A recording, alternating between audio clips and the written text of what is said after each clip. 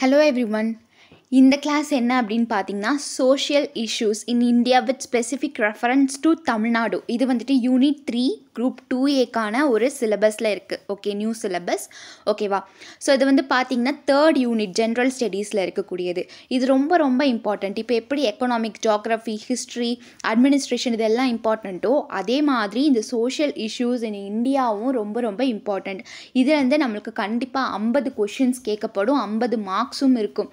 Okay, so இது வந்துட்டு ரொம்ப இம்பார்ட்டண்ட்டான ஒரு சப்ஜெக்ட்னு சொல்லலாம். ஓகே, ஸோ பார்த்தீங்கன்னா இந்தியாவின் உள்ள சமூக பிரச்சனைகள் குறிப்பிட்டவை தமிழ்நாட்டின் குறிப்பு. ஓகேவா? அதாவது இந்தியாவில் இருக்கக்கூடிய சமூக பிரச்சனைகள் என்ன அப்படின்றத பற்றியும் நம்ம இந்த சப்ஜெக்ட்ஸில் பார்க்க போகிறோம். அதே மாதிரி குறிப்பாக தமிழ்நாட்டில் எந்த மாதிரியான சோஷியல் இஷ்யூஸ் இருக்குது அப்படின்றதையும் நம்ம பார்க்க போகிறோம். ஓகே, ஸோ மோஸ்ட்டாக வந்து பார்த்தீங்க அப்படின்னா இது வந்துட்டு எக்கனாமிக்கலி கனெக்ட் ஆகிருக்கும். ஓகே, ஸோ இப்போ நம்ம பார்த்துருப்போம் இல்லையா? So economic and social issues வந்துட்டு நம்ம குரூப் 2க்கு நம்ம பார்த்துருப்போம். ஓகே, அதோட கனெக்டிவிட்டின்னு கூட சொல்லலாம். பட் இது சோஷியல் இஷ்யூ மட்டுமே நம்ம பார்க்குறது. ஓகே, ஸோ நம்ம இதுக்கு முன்னாடி பார்த்தது என்ன அப்படின்னு பார்த்தீங்கன்னா economics and social issues. But இப்போ நம்ம பார்க்க போகிறது வெறும் சோஷியல் இஷ்யூஸ் மட்டும்தான். ஓகே, இது வந்துட்டு எக்கனாமிக்கலி கனெக்ட் ஆகியிருக்கும். எக்கனாமி ஆஃப் தமிழ்நாடு அண்ட் இந்தியாவுடைய கனெக்ட் ஆகியிருக்கும். ஓகே, ஸோ இந்த டாப்பிக்கில், இந்த சப்ஜெக்ட்ஸில் நம்ம எந்த மாதிரியான டாபிக்ஸ்லாம் பார்க்க போகிறோம் அப்படின்னா இந்தியாவோடைய பாப்புலேஷன்ஸ், அதோடைய ஃபெர்டிலிட்டி, மார்ட்டாலிட்டி, மைக்ரேஷன், மார்பிடிலிட்டி, அப்புறம் வந்துட்டு ரொம்ப இம்பார்ட்டண்ட்டான ஒன்று 2011 உள்ள சென்சஸ். ஓகேவா? அதே மாதிரி முக்கியமாக பாப்புலேஷன்னா என்ன அப்படின்றத பற்றி பார்க்க போகிறோம். ஓகேவா? நம்மளுடைய தமிழ்நாட்டு, இந்தியாவுடைய பாப்புலேஷன்ஸ்லாம் எப்படி இருக்குது அப்படின்றத பற்றியும் நம்ம பார்க்க போகிறோம். ஸோ அந்த பாப்புலேஷன்ஸ்னால என்னென்ன பிரச்சனைகள் வருது அப்படின்றதையும் நம்ம பார்க்க போகிறோம். இதில் நம்ம பார்க்க போகிறது எல்லாமே சோஷியல் இஷ்யூஸ் தான். ஓகே, சமூக பிரச்சனைகள் தான், இந்தியாவில் உள்ள சமூக பிரச்சனைகள் தான். ஓகே, ஸோ இதில் ஃபஸ்ட்டு பாயிண்ட் பாருங்களேன். ஃபஸ்ட்டு டாபிக் என்ன கொடுத்துருக்காங்க அப்படின்னா பாப்புலேஷன் எக்ஸ்ப்ளோஷன்னு கொடுத்துருக்காங்க. மக்கள் தொகை வெடிப்பு. ஓகேவா? ஸோ இப்போ வந்து பார்த்தீங்கன்னா பாப்புலேஷன் அப்படின்னா மக்கள் தொகை. இப்போ நம்மளோட இந்தியா நீங்கள் எடுத்துக்கிட்டிங்கன்னா வளர்ந்த நாடா, வளர்கின்ற நாடா, இல்லை வளர்ந்து வருகின்ற நாடா அப்படின்னு இருக்கும். நம்மளோட இந்தியாவை பொறுத்த வரைக்கும் அது டெவலப்பிங் கண்ட்ரிஸ். ஓகேவா? இப்போ சைனா, ஜப்பான் எடுத்துக்கிட்டிங்கன்னு வச்சுக்கோங்களேன், அமெரிக்கா, இந்த மாதிரியான நாடுகள்னு எடுத்துக்கிட்டிங்கன்னு வச்சுக்கோங்களேன், அது வந்து டெவலப்டு கண்ட்ரிஸ், அதாவது ஆல்ரெடி டெவலப் ஆகிடுச்சு. ஓகேவா? ஸோ நம்மளோட இந்தியா நீங்கள் எடுத்துக்கிட்டிங்கன்னா அது இப்போ தான் டெவலப் ஆகி வந்துக்கிட்டு இருக்கு. ஓகே, ஸோ நம்மளோட இந்தியாவை பொறுத்த வரைக்கும் டெவலப்பிங் கண்ட்ரிஸ். ஸோ ஒரு நாடு வந்து டெவலப் ஆகுது அப்படின்னா அதில் வந்து ஃபஸ்ட்டு என்ன இருக்கும் அப்படின்னு பார்த்தீங்கன்னா பாப்புலேஷன், மக்கள் தொகை. ஓகேவா? மக்கள் தொகை அதிகமாக இருந்தாலும் பிரச்சனை தான், மக்கள் தொகை கம்மியாக இருந்தாலும் பிரச்சனை தான். ஸோ மக்கள் தொகை ஏன் அதிகமாக ஆகுது அப்படின்றத பற்றியும் நம்ம இதில் பார்க்க போகிறோம். அதே மாதிரி மக்கள் தொகை கம்மியாச்சு அப்படின்னா நம்மளால் ஒரு கண்ட்ரியாக நம்மளால் இருக்க முடியாது. ஓகேவா? ஸோ அதிகமாக பாப்புலேஷன்ஸ் ஆயிடுச்சு அப்படின்னாலே நம்மளுடைய மித்த கண்ட்ரீஸ்லாம், ஃபாரின் கண்ட்ரீஸ்லாம் பார்த்திங்கன்னா அதிகமாக பாப்புலேஷன் ஏறிட்டுருக்கு. அவங்களால எல்லாத்துக்கும் செப்பரேட்டாக கொடுக்க முடியலை, எந்த ஸ்கீம்ஸும் கொடுக்க முடியலை, எந்த ஒரு ஸ்காலர்ஷிப், எந்த ஒரு ஃபெசிலிட்டிஸும் வந்துட்டு கவர்மெண்ட்டால் கொடுக்க முடியலை. ரொம்ப பாப்புலேஷன் அதிகமாக இருக்குது, நம்மக்கிட்டேயும் வந்து காசு கம்மி தான். எல்லாத்துக்கும் செய்கிற அளவுக்கு கவர்மெண்ட் கிட்டே இல்லாத போது என்ன பண்ணுவாங்க, பாப்புலேஷன்ஸை கம்மி பண்ணுறதுக்காக சம் ப்ரோக்ராம்ஸ் நடத்துவாங்க. ஓகே, மித்த கண்ட்ரீஸ்லேயும். ஓகே, நம்ம இந்தியாவை பற்றி பார்க்கலாம். இப்போ ஃபஸ்ட்டு நம்ம பார்க்க போகிறது மக்கள் தொகை வெடிப்பு. The rapid and dramatic rise in population of an area is termed as population explosion.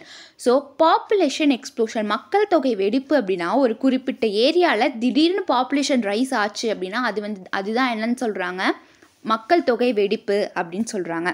Okay, so the combination of factors like high birth rate and the low death rate is responsible of this explosion, population explosion. So இந்த population explosion எதனால நடக்குது அப்படின்னு பார்த்தீங்கன்னா death ரேட்டும் birth ரேட்டும் ஆவரேஜாக இல்லாமல் கம்மியாக இருக்கும். அதாவது டெத் ரேட் லோவாக இருக்கும், பர்த் ரேட் அதிகமாக இருக்கும். ஓகேவா? இறப்பு விகிதம் கம்மியாகவும் பிறப்பு விகிதம் அதிகமாகவும் இருக்கும். இந்த மாதிரி திடீர்னு நடந்துச்சு அப்படின்னு பார்த்தீங்கன்னா அங்கே வந்து பாப்புலேஷன் எக்ஸ்ப்ளோஷன் ஆகிடும், மக்கள் தொகை வெடிப்பு அங்கே அதிகமாக இருக்கும். Okay, the lowering of a death rate mortality is attributed to improved medical care, proper sanitation and appropriate nutrition. So நம்மளுடைய நாட்டில் ஏன் டெத் ரேட் கம்மியாக இருக்குது, டெத் ரேட்டை வந்துட்டு என்னன்னு சொல்லுவாங்க அப்படின்னு பார்த்தீங்கன்னா மார்ட்டாலிட்டி அப்படின்னு சொல்லுவாங்க. ஓகேவா? ஸோ மார்ட்டாலிட்டின்னு சொல்லுவாங்க. இதை வந்துட்டு டெத் ரேட்டை கணக்கெடுக்கிறதுக்கு பேர் தான் அந்த மார்ட்டாலிட்டி. ஓகேவா? ஸோ ஏன் நம்மளுடைய நாட்டில் இந்த மக்கள் தொகையோட இறப்பு விகிதம் கம்மியாக இருக்குது அப்படின்னா, ஒரு கரெக்டான மெடிக்கல் கேர் எல்லாத்துக்குமே கிடைக்கிது. ஓகேவா? ப்ராப்பரான சானிடேஷன் கிடைக்குது. அதே மாதிரி அப்ரிஷியேட் நியூட்ரிஷன் எல்லாத்துக்குமே கிடைக்குது. ஓகேவா? இப்போ எக்ஸாம்பிள் பார்த்தீங்கன்னா நிறையா மெடிக்கல்ஸ் வந்துட்டு குழந்தைகளில் கொடுக்குறாங்க இல்லையா? ஸோ குழந்தைங்களுக்கு கவர்மெண்ட் இல்லாதவங்களுக்கும் சரி இருக்கிறவங்களுக்கும் சரி ப்ராப்பரான ஒரு சானிடேஷன் கிடைக்குது, ப்ராப்பரான ஒரு நியூட்ரிஷன் ப்ரோட்டீன்ஸ் எல்லாமே நம்மளுடைய நாடில் இருக்குது. ஓகேவா? அதனால நம்மளுக்கு சீக்கிரமாக இறப்பு விகிதம் வரலை. பிறப்பு தான் அதிகமாக வந்துகிட்டே இருக்குது. ஓகேவா? இறப்பு விகிதம் கம்மியாகிடுது. ஓகேவா? ஒரு நாட்டில் நோயே இல்லை அப்படின்னா அந்த இடத்துல டெத் ரேட் கம்மியாக தான் இருக்கும். ஓகேவா? ஏன் அங்கே நோய் இல்லை, ஏன் வந்துட்டு சீக்கிரமாக யாருமே வந்துட்டு சீக்கிரமாக மீன்ஸ் அதிகபட்சமாக நம்மளோட நாடை எடுத்துக்கிட்டிங்கன்னா 80-90 வயசு வரையுமே அதிகமாக இருக்கிறாங்க. ஓகேவா? ஏன்னா நம்மளோட தமிழ்நாடு ஃபுட் அப்படி.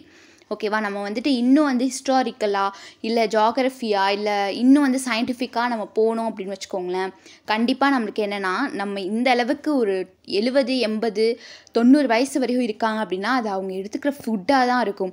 ஓகேவா? மோஸ்ட்டாக கிராமப்புறங்களில் இந்தியாவில் பார்த்திங்கன்னா மோஸ்ட்டாக கிராமப்புறங்கள் தான் இருக்கும். அங்கே இருக்கிற சாப்பாடெல்லாம் எப்படி ரொம்ப சுத்தமாக ஹைஜீனிக்காக, அதே மாதிரி பார்த்திங்கன்னா எந்த ஒரு பொல்யூஷனும் இல்லாமல் நீட்டாக இருக்கும்.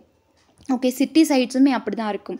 ஓகே, ஸோ நெகட்டிவ் பாயிண்ட்ஸ் ஓரளவு இருந்தாலும் நம்ம பாசிட்டிவை மட்டும் இப்போதைக்கு பார்த்துக்கலாம். ஓகேவா? அப்படி இருக்கும்போது அதிகபட்சமாக நம்மளுக்கு இறப்பு விகிதம் கம்மியாகுது. ஓகேவா? பிறப்பு விகிதம் அதிகமாகிட்டே இருக்குது. ஓகே, ஸோ இதை மித்த நாடுகளை நீங்கள் கம்பேர் பண்ண போனீங்கன்னா மித்த நாடுகளோட நம்ம கம்பேர் பண்ணும்போது நம்ம தான் கொஞ்சம் சேஃபாகவே இருக்கும். ஃபுட்டுலேயும் சரி இல்லை நம்ம எடுத்துக்கக்கூடிய ப்ரோட்டீன்ஸும் இருக்கட்டும் சரி. ஓகேவா? ஸோ நெக்ஸ்ட்டு பாருங்கள்,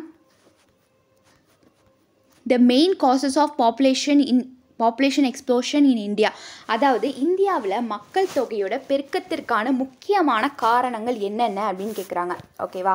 ஸோ இதில் நம்மளுக்கு எவ்வளோ காரணங்கள் கொடுத்துருக்காங்க அப்படின்னு பார்த்தீங்கன்னா கிட்டத்தட்ட நம்மளுக்கு ஒரு 9லேருந்து ஒரு 10 காரணங்கள் கொடுத்துருக்காங்க. ஓகேவா? 10க்கும் மேற்பட்ட காரணங்கள் இருக்குது இந்த பாப்புலேஷன் எக்ஸ்ப்ளோஷன் நடக்கிறதுக்கு. ஓகேவா? இந்தியாவில் மக்கள் தொகை பெருக்கத்திற்கு ஒரு முக்கியமான காரணங்கள்னு பார்த்திங்கன்னா 11க்கும் மேற்பட்டதாக இருக்குது. அது என்னென்னன்றதை நம்ம டீட்டெயில்டாக பார்க்கலாம். Okay, so first hot climate, வெப்பமான காலநிலை. அதாவது கிளைமேட்டுங்கிறது ரொம்ப முக்கியம். ஓகே, ஸோ ஒரு கிளைமேட் வந்துட்டு நம்மளால் ரொம்ப ஹீட்டாக இருந்தாலும் நம்மளால் அந்த இடத்துல வாழ முடியாது, அதே மாதிரி ரொம்ப கூலிங்காக இருந்தாலும் நம்மளால் அந்த இடத்துல வாழ முடியாது. பட் நம்ம இந்தியாவை சுற்றி எப்படி இருக்கும் பார்த்திங்கன்னா ஓரளவு ஹாட்டான கிளைமேட்டாக தான் இருக்கும். ஓகேவா? ஸோ அப்படி இந்த ஹாட்டான கிளைமேட்டாக இருக்கும்போது இதனால தான் நம்மளுக்கு அதிகமாகவே பாப்புலேஷன் ரைஸ் ஆகுது அப்படின்னு சொல்கிறாங்க. ஓகேவா? இந்த கிளைமேட் சேஞ்சிங், ஓகேவா, ஹாட் கிளைமேட்னால நம்மளுக்கு என்ன ஆகுது அப்படின்னு பார்த்தீங்கன்னா வெப்பமான காலநிலையினால் நம்மளுக்கு பாப்புலேஷன் அதிகமாகுது இந்தியாவில் அப்படின்னு சொல்கிறாங்க. இதுதான் one of the first point. Okay, one of the reason அப்படின்னு சொல்லலாம். Due to the hot climate, maturity comes at an early age in boys and girls, due to which they give birth to their children at an early age. Okay, இந்த மாதிரியான hot climate இருந்துச்சுன்னு வச்சுக்கோங்களேன், பாய்ஸுக்கும் teenage பாய்ஸுக்கும் சரி teenage கேர்ள்ஸுக்கும் சரி சீக்கிரமாகவே ஒரு maturity age வந்துடும். ஓகேவா? அதே மாதிரி அவங்க அந்த காலத்துலலாம் பார்த்தீங்கன்னு வச்சுக்கோங்க, இயர்லி 80s 90s, சரி ஓகே நம்ம 90s கூட வேணாம், இயர்லி 80s 70sன்னு பார்த்தீங்கன்னு வச்சுக்கோங்களேன், அதிலலாம் 15 13 பியூபர்ட்டி ஏஜ் தாண்டினோடனே அவங்க என்ன பண்ணிடுவாங்க, பியூபர்ட்டி ஏஜ் வந்துட்டோன்னே என்ன பண்ணிடுவாங்க, மேரேஜ் பண்ணிடுவாங்க.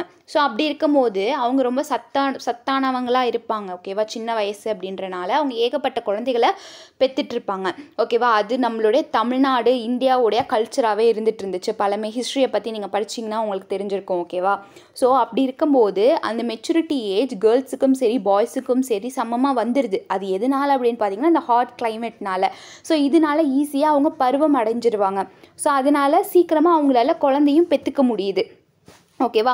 ஸோ இதுதான் வந்துட்டு one of the main reason of population எக்ஸ்ப்ளோஷன்னு சொல்கிறாங்க. ஓகே, ஸோ அப்போல்லாம் வந்து அந்த காலத்துலலாம் பார்த்தீங்கன்னு வச்சுக்கோங்களேன், ஏஷியன் டைம்ஸாக இருக்கட்டும் சரியில்லை, அதுக்கப்புறம் இயர்லி 70s 50sலாம் பார்த்தீங்கன்னா மேரேஜ் தான், அந்தளவுக்கு நம்மளுக்கு எஜுகேஷன் இருக்காது.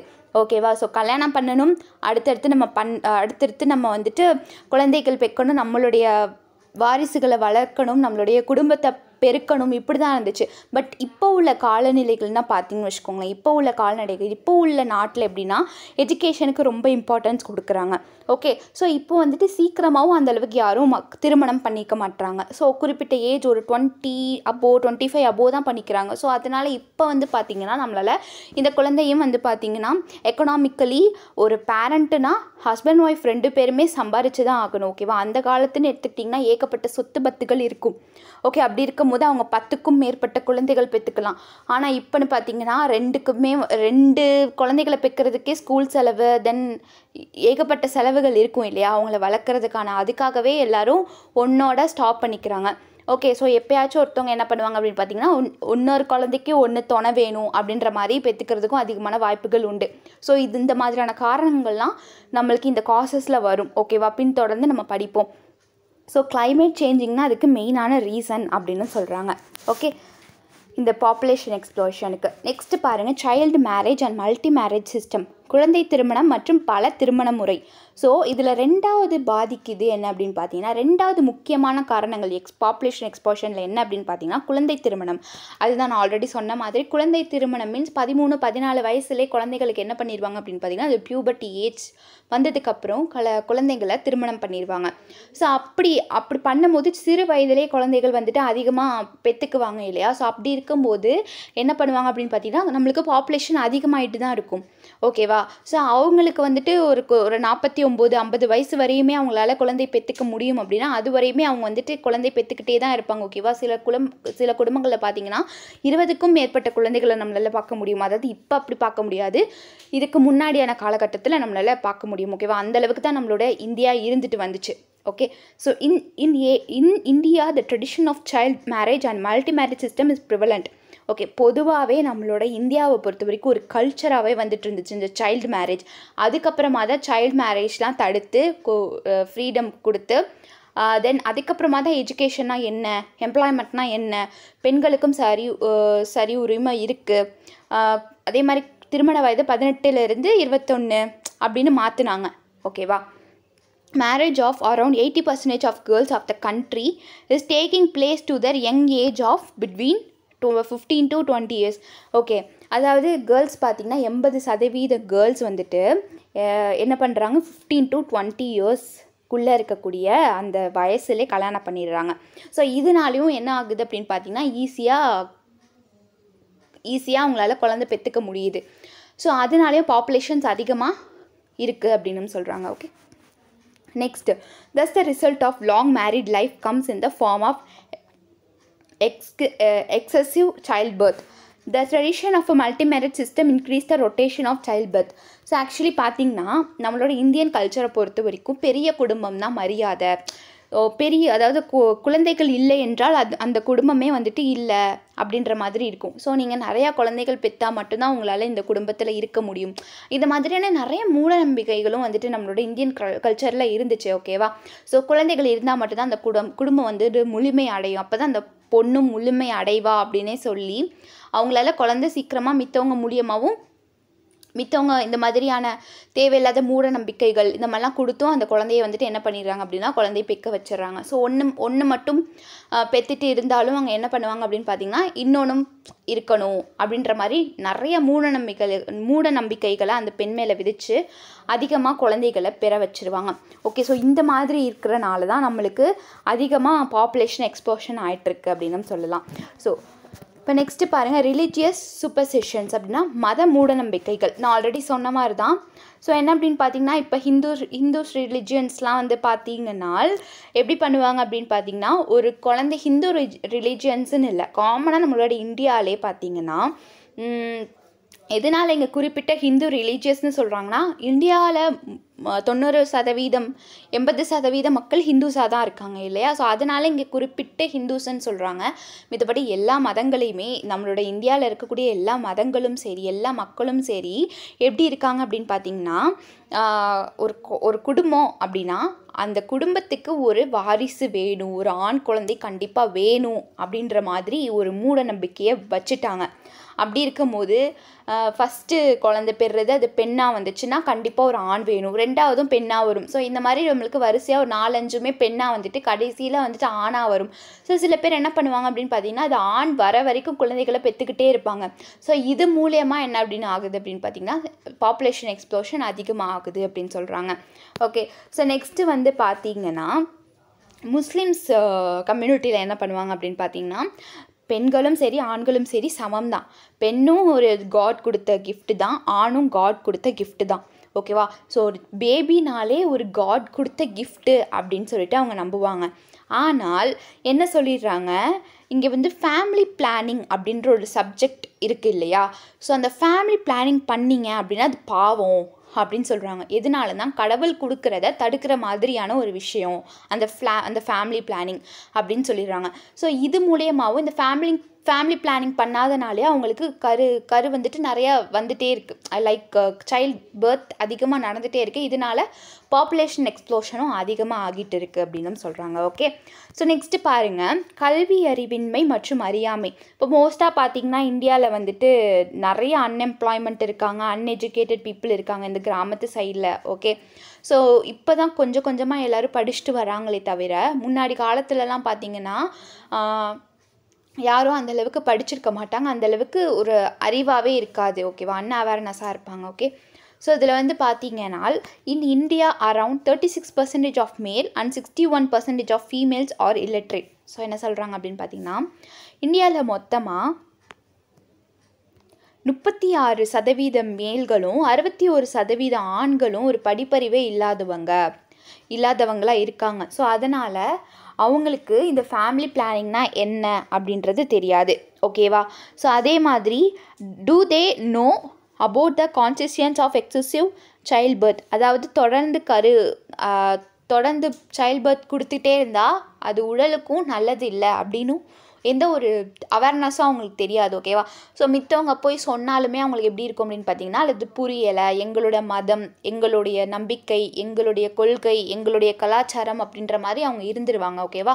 ஸோ இதுவே எஜுகேட்டடாக இருந்தால் அவங்களுக்கு வந்துட்டு சயின்டிஃபிக்காக தெரியும், அதே மாதிரி இதனால் இவ்வளோ பிரச்சனைகளா அப்படின்னு அவங்களுக்கு தெரியும். ஸோ இந்த மாதிரியான படிப்பறிவு இல்லாதனால என்ன பண்ணிடுறாங்க அப்படின்னு பார்த்தீங்கன்னா, மோஸ்ட்டாக அவங்களுக்கு அந்த ஃபேமிலி பிளானிங் அவங்க பண்ணிக்க மாட்டாங்க. அதே மாதிரி சைல்டு பர்த் அதிகமாக கொடுத்துட்டே இருந்தால் அந்த பெண்களுக்கும் பிரச்சனைகள் வரும் அப்படின்றது அவங்களுக்கு தெரியலை. ஸோ இதனாலையும் நம்மளுக்கு பாப்புலேஷன் எக்ஸ்ப்ளோஷன் ஆகிட்டு இருக்கு அப்படின்னு சொல்கிறாங்க. Okay, so this is one of the reason for the rising population and situation of population explosion emerged. அதாவது என்ன சொல்கிறாங்கன்னா, இது ஒரு முக்கியமான காரணம். ஓகேவா. இந்த மாதிரி அவேர்னஸாக இருக்கிறது, ஃபேமிலி பிளானிங்கை பற்றின அவேர்னஸாக இருக்கிறது ஒரு பாப்புலேஷன் எக்ஸ்ப்ளோஷன் அப்படின்னு சொல்கிறாங்க. ஓகே, ஸோ அடுத்து பாவர்ட்டி, வறுமை காரணங்களால் என்ன பண்ணிடுறாங்க. இப்போ ஏழை குடும்பங்கள்லாம் நீங்கள் எடுத்துக்கிட்டிங்கன்னு வச்சுக்கோங்களேன். ஏழை குடும்பங்களில் தான் அதிகமாக என்ன நடக்கும் அப்படின்னு பார்த்தீங்கன்னா, சில்ட்ரன்ஸ் இருப்பாங்க. ஓகே, ஒரு பணக்காரங்க வீட்டில் கூட சரி இந்த சொத்து எல்லாமே இந்த ஒரு பையனுக்கு தான் இருக்கணும் அப்படின்னு ஒரு குழந்தையோடு முடிச்சுப்பாங்க. இதுவே இந்த ஏழை எளிய மக்கள் இவங்களெல்லாம் பார்த்திங்கன்னா ஒரு 10, 5 ஓகே மினிமம் ஒரு 5 மேக்ஸிமம் ஒரு 10 கிட்ட அவங்க வந்துட்டு என்ன பண்ணிடுவாங்க, சைல்ட் பர்த் பண்ணிடுவாங்க. இது எதுக்காக அப்படின்னு பார்த்தீங்கன்னா, அந்த குழந்தைகள் மூலியமாக அவங்க சம்பாதிக்க. ஓகே, இப்போ ஒரு குழந்தைனா குழந்தைகள் மூலியமாக அவங்க என்ன பண்ணுவாங்கன்னா சம்பாதிப்பாங்க. அதாவது சின்ன வயசில் அவங்க என்ன பண்ணிடுவாங்க, வேலைக்கு அமுச்சு விட்டுட்டு அது மூலியமாக சம்பாதிப்பாங்க. இந்த மாதிரி ஒரு குடும்பத்தில் 5-6 பேர் வேலைக்கு போனால் அந்த குடும்பம் சீக்கிரமாக வந்து செட்டில் ஆகிடும் அப்படின்ற ஒரு இதில் என்ன பண்ணிடுறாங்க அப்படின்னு பார்த்திங்கன்னா, அதிகமாக குழந்தை பெற்றிக்கிறாங்க. ஓகே, ஸோ இது மூலியமாக என்ன ஆகுது அப்படின்னு பார்த்திங்கன்னா, அவங்களுக்கு மணி ஏர்ன் பண்ணலாம் அப்படின்ற ஒரு மோட்டிவ் வந்துடுது. ஸோ இது வந்துட்டு நம்மளோட தமிழ்நாடு, நம்மளோட இந்தியாவில் ஒரு மிகப்பெரிய பாப்புலேஷன் எக்ஸ்ப்ளோஷனாக இருக்குது. ஓகே, ஸோ நெக்ஸ்ட்டு பாருங்கள், பர்த் ரேட். ஓகே, பிறப்பு விகிதம். In India, the average age for marriage is very low compared to other nation of the world. This is also a reason for the population explosion அப்படின்றாங்க. அதாவது மித்த நாடுகளோட compare பண்ணும்போது நம்மளுடைய நாடு வந்துட்டு மேரேஜோடைய ஏஜ் ரொம்ப லோ. ஓகேவா? ஸோ இப்போ வந்து மித்த நாடுகளில் பார்த்திங்கன்னா எப்படியோ 20 அபோவ் தான் இருக்கும். ஓகேவா? அந்த மேரேஜ் அந்த ஏஜுங்கிறது. பட் நம்மளுடைய நாடுகளில் இப்போ தான் 18 வயசுக்கு மேலேன்னு வந்திருக்கு. பட் இதுக்கு முன்னாடியெல்லாம் பார்த்திங்கன்னா 13, 14 வந்துருச்சு. ஓகேவா? ஸோ இதனாலேயும் பர்த் ரேட் அதிகமாக ஆகுது, இதனாலேயும் வந்துட்டு பாப்புலேஷன் எக்ஸ்ப்ளோஷன் அதிகமாக இருக்குது அப்படின்ற மாதிரியும் நம்மளுக்கு சொல்கிறாங்க. ஓகே, ஸோ நெக்ஸ்ட்டு பாருங்கள் டெத் ரேட். ஓகேவா? இறப்பு விகிதம். அதாவது இந்தியாவில் 1900 அந்த வருடங்கள்லேருந்து 1910 அந்த வருடம் வரைக்கும் பார்த்திங்கன்னா 1000க்கு 35 பேர் 50% என்ன ஆவாங்க அப்படின்னு பார்த்தீங்கன்னா டெத் ஆகிடுவாங்க. பட் இப்போ வந்து எப்படி நடக்குது அப்படின்னா 1000ல் 7 பேர் தான் இறக்குறாங்க அப்படின்ற மாதிரியும் சொல்கிறாங்க. அதாவது இப்போ வந்து பார்த்திங்கன்னா இந்த டெத் ரேட்டு கம்மியாகுது அப்படின்ற மாதிரியும் நம்மளுக்கு சொல்கிறாங்க. ஓகேவா? அந்த டெத் ரேட் கம்மியாகிறனால பாப்புலேஷன் எக்ஸ்ப்ளோஷன் அதிகமாக இருக்குது அப்படின்னும் சொல்கிறாங்க. Okay, so this becomes possible in the country by good and hygienic food, pure drinking water, facilities of hospital, good cleanliness, medical facilities at affordable rates, and control over malnutrition, pneumonia, cholera epidemic, etc. Okay, என்ன சொல்கிறாங்க அப்படின்னா இந்த death rate ஏன் கம்மியாகுது அப்படின்னு பார்த்தீங்கன்னா நம்மளுடைய நாடில், நம்மளுடைய கண்ட்ரியில் ஹைஜீனிக் ஃபுட் கிடைக்குது, குட் ஃபுட் கிடைக்குது, அதே மாதிரி ஒரு சுத்தமான தண்ணி கிடைக்குது, அதே மாதிரி ஹாஸ்பிட்டல் ஃபெசிலிட்டிஸ்லாம் அதிகமாக இருக்குது, க்ளீனாக இருக்குது, எல்லா மெடிக்கல் ஃபெசிலிட்டிஸும் அதிகமாக கிடைக்குது. காலரா தென் இந்த மாதிரி பெரிய பெரிய நோய்கள்லாம் வந்து பார்த்திங்கன்னா இருந்தாலுமே அதுக்கு நிறையா ஒரு அந்த நோய் எதிர்ப்பு சக்திகள் வந்துட்டு நம்மளோட தமிழ்நாடு, நம்மளோட இந்தியாவில் அதிகமாக அதுக்கான மெடிக்கல்ஸ்லாம் கொடுக்குறாங்க, மெடிசன்ஸ்லாம் கொடுக்குறாங்க. அதனால தான் வந்துட்டு நிறையா பேர் வந்துட்டு என்ன பண்ணுறாங்க அப்படின்னா அந்த நோய்கள் வந்தாலுமே அந்த மெடிக்கல் ஃபெசிலிட்டிஸ்லாம் இருக்கிறனால அவங்களால என்ன பண்ணிடுறாங்க இருக்காங்க. ஓகேவா? அவங்களாம் உயிரோடு இருக்காங்க அப்படின்ற மாதிரி சொல்கிறாங்க. இந்த மெடிக்கல் ஃபெசிலிட்டிஸ் இல்லை அப்படின்னா நோய் வந்தாலே எல்லாருமே வந்துட்டு இறக்க வேண்டியதான். ஓகேவா? பட் நம்மளோட கண்ட்ரியில் இது எல்லாத்துக்கான ஃபெசிலிட்டிஸ் இருக்குது. ஓகேவா? அதுவும் அஃபோர்டபுள் ப்ரைஸில் கிடைக்குதுன்றனால இந்த இறப்பு விகிதம் ரொம்பவே கம்மியாக இருக்குது அப்படின்ற மாதிரியும் நம்மளுக்கு சொல்லியிருக்காங்க. ஓகே, ஸோ இப்போ நெக்ஸ்ட்டு பாருங்கள். Along with this, the child death rate has reduced to 69 per 1000 comparatively around 218 per 1000 between the years 1916 to 1920. Due to this also the position of population explosion occurred. Okay, so வந்து பார்த்திங்கன்னா இப்போ child birth ஆகுது இல்லையா, ஒரு குழந்தை பிறக்குது அப்படின்னா அது முன்னாடி காலத்தில் எப்படி இருக்கும் அப்படின்னு பார்த்தீங்கன்னா பிரசவமாக இருக்கும். அதே மாதிரி அதாவது சின்ன வயசுலேயே குழந்தை பெற்றுக்கிட்டா அந்த குழந்தைக்கு சரியான ஊட்டச்சத்து கிடைக்காது.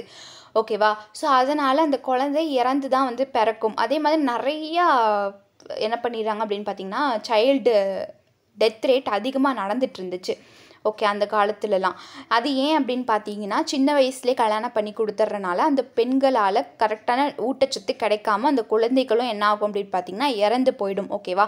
ஸோ இப்போ வந்து நம்மளோட தமிழ்நாடாக இருக்கட்டும் சரி, நம்மளோட இந்தியாவாக இருக்கட்டும் சரி, எக்கச்சக்கமான ஃபெசிலிட்டிஸ் இருக்குது. அந்த குழந்தையே காப்பாற்ற முடியாது அப்படின்னாலும் கூட ஏகப்பட்ட ஃபெசிலிட்டிஸ் மூலியமாக அந்த குழந்தைய உயிரோடு எடுத்துடுறாங்க இல்லையா? ஸோ அப்படி தான் நம்மளோட டெக்னிக்ஸ்லாம் அதிகமாக வளர்ந்துட்டுருக்கு இல்லையா? அப்படி இருக்கும்போது இந்த 1916 அந்த காலத்தில் அந்த இயரில் இருந்து 1920 அந்த 4 இயர்ஸ்க்கு இடையில பார்த்திங்கன்னா கிட்டத்தட்ட 1218 குழந்தைகள் வந்துட்டு இறப்பாங்களாம். பட் இது அப்படியே இப்போ வந்து பார்த்திங்கன்னா 69 குறைஞ்சிருக்கு. ஓகே, ஸோ இதுதான் வந்துட்டு நடக்குது. சிலது பார்த்திங்கன்னா கருளே கிளஞ்சிரும். அது எல்லாமே சேர்த்து தான் வந்து சைல்டு டெத் ரேட் அப்படின்னு சொல்கிறாங்க. ஓகேவா? ஸோ இதுக்கான முக்கியமான காரணம் என்னவா இருக்குன்னா நம்மளோட இந்தியாவில் இருக்கக்கூடிய மெடிக்கல் ஃபெசிலிட்டிஸ் நல்லா இருக்குது. ஸோ அதனால் வந்து பார்த்திங்கன்னா இந்த டெத் ரேட் அதிகமாக சைல்டு டெத் ரேட் அதிகமாக நடக்கிறது இல்லை. ஓகே, ஸோ இது வந்துட்டு ஒரு முக்கியமான பாப்புலேஷன் எக்ஸ்ப்ளாய்ஷனாக இருக்குது அப்படின்னும் சொல்கிறாங்க. ஓகே, ஸோ இப்போ நெக்ஸ்ட்டு பாருங்கள். இன்டிஃபரண்ட் டுவர்ட்ஸ் ஃபேமிலி பிளானிங், குடும்ப கட்டுப்பாட்டில் அலட்சியம். ஸோ நம்மளுடைய இந்தியாவில் பாப்புலேஷன் எக்ஸ்ப்ளோஷன் ஆனதுக்கு ஒரு முக்கியமான காரணம் என்ன அப்படின்னு பார்த்தீங்கன்னா குடும்ப கட்டுப்பாடு யாரும் பண்ணாமல் இருக்கிறது. ஓகேவா? ஸோ அரசே வந்து இதுக்கான நிறையா இது கொடுத்துருக்காங்க, ஸ்கீம்ஸ் கொண்டு வந்திருக்காங்க. இதுக்காக நிறைய உதவிகளும் வந்துட்டு என்ன பண்ணியிருக்காங்க, நம்மளுடைய ஹாஸ்பிட்டல் ஃபெசிலிட்டிஸ் அதே மாதிரி ஃப்ரீயாகவே சம்டைம்ஸ் பண்ணி கொடுப்பாங்க இல்லையா? ஸோ அரசு மருத்துவமனையெல்லாம் இதெல்லாம் ஃப்ரீயாகவே பண்ணிக்கலாம். ஸோ இந்த ஆப்ரேஷனுங்கிறது. ஓகே, ஸோ அப்படி இருக்கும்போது இந்த குடும்ப கட்டுப்பாட்டில் என்ன பண்ணிடுறாங்க, சம் பீப்புள்ஸ்லாம் வந்து அலட்சியமாகிடுவாங்க. ஓகேவா, இது மூலயமா அவங்களுக்கு கருகள் அதிகமாக இருக்கும். ஓகே, ஸோ இதை பற்றி நம்ம பார்க்கலாம். illiterate person and people living in rural areas are indifferent towards family planning. They feel fear even by the name of operation. They are not interested even in the use of simplest and the cheapest mean of family planning. Okay, so இந்த family பிளானிங்னு எடுத்துக்கிட்டிங்கன்னு வச்சுக்கோங்களேன், இதுக்கு ஃப்ரீயாகவே சீப்பாகவே நம்மளோட அரசாங்கம் பண்ணி தராங்க. ஓகேவா, இந்த ஆப்ரேஷன். பட் இது ஆப்ரேஷன் பண்ணணும் அப்படின்றதுனால இந்த ஆப்ரேஷனுக்கு அதிகமாக என்ன பண்ணுவாங்க, பயப்படுவாங்க இல்லையா. ஸோ ஏன் இதுக்கு பயப்படுறாங்க அப்படின்னு பார்த்தீங்கன்னா, அன்எஜுகேட்டட் பீப்புள். இதை பற்றின ஒரு சரியான ஒரு நம்ம ஆல்ரெடி நம்ம பார்த்தோம் இல்லையா, அன்அவேர்னஸ் ஆஃப் சைல்ட் பர்த் அப்படின்னு சொல்லிட்டு, சாரி ஃபேமிலி பிளானிங் அப்படின்னு சொல்லிட்டு. ஸோ இதில் என்ன அப்படின்னு நினைக்கிறாங்க அப்படின்னா, ஆப்ரேஷன்ன்றது ஒரு பயமாகவே அவங்களுக்குள்ளே வந்துடுச்சு. ஓகேவா, உயிர் போயிடுமோ, நம்மளால் பழையபடி இருக்க முடியாதோ அப்படின்ற மாதிரியான ஒரு சிச்சுவேஷன், ஒரு பயம் வந்து அவங்களுக்குள்ளே வந்தனால இந்த ஃபேமிலி பிளானிங்க்கு யாருமே ஒத்துக்க மாட்றாங்க. பட் இப்போலாம் வந்து பார்த்திங்கன்னா, இப்போலாம் அப்படியே ஆப்போசிட்டாக ஆகிடுச்சு. 2 குழந்தை பிறந்ததுக்கு அப்புறமே எல்லாருமே வந்துட்டு ஆப்ரேஷன் பண்ணிக்கிறாங்க. பட் இதுக்கு இன்னும் சில பேர் இருக்காங்க பண்ணிக்காமல், இந்த ஃபேமிலி பிளானிங் பண்ணிக்காமல் ஒரு பயத்தினாலேயே. ஓகேவா, மோஸ்ட்டாக பார்த்திங்கன்னா இந்த ரூரல் ஏரியாஸில் இருக்கக்கூடிய பீப்புள்ஸ் தான் இதெல்லாம் பண்ணிக்காமல் இருப்பாங்க. ஓகேவா, அந்த ஃபேமிலி பிளானிங் பண்ணிக்காமல் இருக்காங்க. இதனால வந்துட்டு பாப்புலேஷன் எக்ஸ்ப்ளோஷன் இன்னும் அதிகமாக ஆகிறதுக்கான வாய்ப்புகள் அதிகமாக உண்டு. ஓகே, ஸோ அதே மாதிரி நெக்ஸ்ட்டு பாருங்கள், லேக் ஆஃப் சோஷியல் செக்யூரிட்டி, அதாவது சமூக பாதுகாப்பு இல்லாமல் அப்படின்னுன்றாங்க. So due to the lack of social security system in India, every parent seek shelters at the time of crisis and for their old age in child birth. Whether this would be son or daughter, in the fear of death of their child in childhood, they give birth too many children so that any of them would be support of their old age. Okay, actually என்ன அப்படின்னு பார்த்தீங்கன்னா, சமூக பாதுகாப்பு இல்லாமை இது எதனால் அப்படின்னு பார்த்தீங்கன்னா, மோஸ்ட் ஆஃப் த பேரண்ட்ஸ் என்ன நினைப்பாங்கன்னா, ஓகேவா, இந்தியாவில் இருக்கக்கூடிய பேரண்ட்ஸ் என்ன நினைப்பாங்கன்னா, நம்மளுக்கு வந்துட்டு ஒரு குழந்தை பெற்றுட்டா நம்மளோட வயசான காலத்தில் நம்மளை பார்க்க மாட்டாங்க.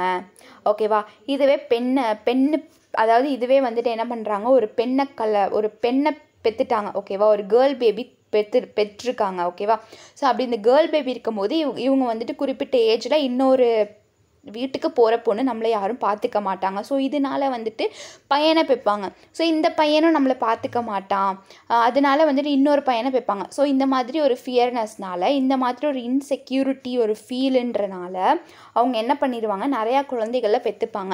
ஸோ இந்த நிறையா குழந்தைகள்லாம் பெற்கும் போது என்ன ஆகுதுன்னா, இந்த குழந்தைகளில் ஏதோ ஒரு குழந்தைகள் நம்மளுடைய வயசான காலத்தில் நம்மளை பார்த்துக்கும் அப்படின்ற மாதிரி நம்மளுக்கு சொல்கிறாங்க. ஓகேவா, ஸோ இதெல்லாம் வந்துட்டு பார்த்திங்கன்னா லேக் ஆஃப் சோஷியல் செக்யூரிட்டி, இதனாலையும் நம்மளுக்கு பாப்புலேஷன் எக்ஸ்ப்ளோஷன் அதிகமாக ஆகுது இந்தியாவில் அப்படின்னு சொல்கிறாங்க. ஓகே, ஸோ நெக்ஸ்ட்டு பாருங்கள், அரைவல் ஆஃப் ரெஃப்யூகீஸ், அதாவது அகதிகளுடைய வருகை. ஸோ நம்ம இந்தியான்னு எடுத்துக்கிட்டிங்கன்னு வச்சுக்கோங்க, இந்தியாவுக்கு வர்றதுக்கான பாஸ்போர்ட் கிடையாது. ஸோ யார் வேணாலும் வரலாம், எத்தனை நாள் வேணாலும் தங்கலாம், அந்த மாதிரியான ஒரு கண்ட்ரி தான் நம்மளுடைய இந்தியா இல்லையா. அப்படி இருக்கும் போது யார் வேணாலும் வரலாம், எத்தனை நாட்கள் வேணாலும் தங்கலாம் இல்லையா. ஸோ அதனால மித்த நாடு மக்கள்லாம் நம்மளோட இந்தியாவில் வருவாங்க. ஓகேவா, the population is very much increase due to the continuous arrival of refugees in India.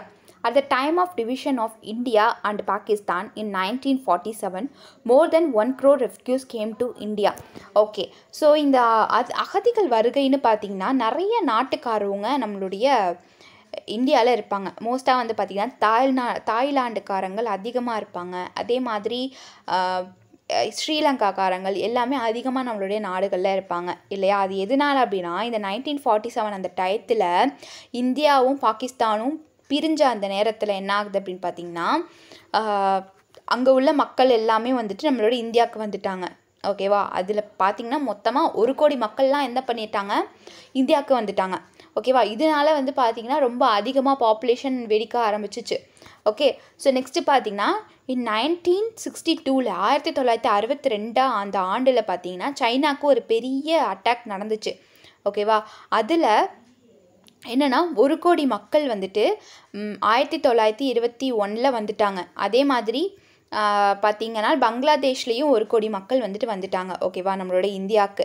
So came to India and even today this problem is still continued. So அப்போ மட்டும்தான் வந்தாங்களா அப்படின்றது கிடையாது, இப்போ வரைக்குமே வந்துட்டே தான் இருக்காங்க ஓகேவா. ஸோ இன்னுமே நம்மளோட அகதிகள் அதிகமாக நம்மளோட இந்தியாவில் வந்துட்டே தான் இருக்காங்க ஓகேவா.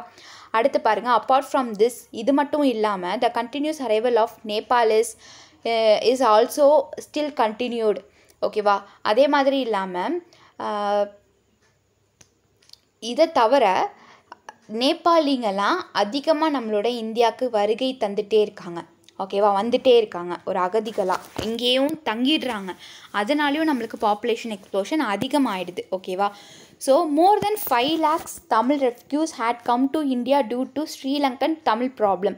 அதாவது ஒரு ப்ராப்ளம் நடந்துச்சு, ஸ்ரீலங்கன் தமிழ் ப்ராப்ளம் அப்படின்னு சொல்லிட்டு ஒரு ப்ராப்ளம் நடந்துச்சு. அப்போ ஸ்ரீலங்காவில் இருக்கக்கூடிய பாதி பேர் என்ன பண்ணிடுறாங்க, 5 லட்சம் பேர்கள் நம்மளுடைய தமிழ்நாடுக்கு வந்துட்டாங்க. இதனாலையும் பாப்புலேஷன் அதிகமாக வெடிக்க ஆரம்பிச்சிச்சு. நிறைய பேர் நம்மளோட இந்தியாக்குள்ளே வந்துட்டனால நம்மளோட இந்தியா ரொம்பவே அதிகமான பாப்புலேஷன் கிடைக்க ஆரம்பிச்சிச்சு, வர ஆரம்பிச்சிச்சு. ஓகே, இது என்ன தான் பாப்புலேஷன் அதிகமாக இருந்தாலுமே நம்மளுக்கு என்ன ஆகும், எல்லாத்துக்குமே கரெக்டான ஃபெசிலிட்டிஸ் கவர்மெண்ட்னால கொடுக்க முடியாது ஓகேவா. அதிகமான டேக்ஸ் போட ஆரம்பிப்பாங்க, அதிகமான விலைவாசிகள் அதிகமாக ஆக்குவாங்க. அப்படின்னா தான் எல்லாத்துக்கும் சரிசமமாக கொடுக்க முடியும். அப்போ அந்தளவுக்கு நம்மளுடைய மக்களும் சம்பாதிக்கணும் இல்லையா. அப்படி இருக்கும்போது நம்மளுக்கு நிறையா டிமாண்ட்ஸ் ஆகும், அன்எம்ப்ளாய்மெண்ட் ஆகும், அதே மாதிரி நிறைய பிஸ்னஸ் லாஸ் ஆகும் ஓகே. ஸோ பெட்ரோல் விலை ஏறும், அதே மாதிரி தண்ணி பிரச்சனைகள் வரும், எல்லாத்துக்குமே கரெக்டாக நடக்கணும். பாப்புலேஷன் அதிகமாக இருக்கும்போது அங்கே எல்லா ஃபெசிலிட்டிஸும் இருக்கணும். அதுக்கு கவர்மெண்ட் என்ன பண்ணுவாங்க, ஏகப்பட்ட டாக்ஸஸ் ஏற்ற தான் செய்வாங்க ஓகேவா. இது எதனால் நடக்குது அப்படின்னு பார்த்தீங்கன்னா பாப்புலேஷன் எக்ஸ்ப்ளோஷன்னால தான் நடக்குது ஓகே. ஸோ இது மட்டும் இல்லாமல் மித்த காசஸ்லாம் என்னென்ன அப்படின்னு பார்த்தீங்கன்னா, first one lack of means of entertainment. அதாவது ஒரு என்டர்டைன்மெண்ட் இல்லாமல் பொழுதுபோக்கு சாதனங்கள் இல்லாததுனாலையும், அதே மாதிரி சோஷியல் கம்பல்ஷன் ஆஃப் மேரேஜ். என்ன சொல்கிறாங்க அப்படின்னு பார்த்தீங்கன்னா திருமணத்தின் சமூக நிர்பந்தம்.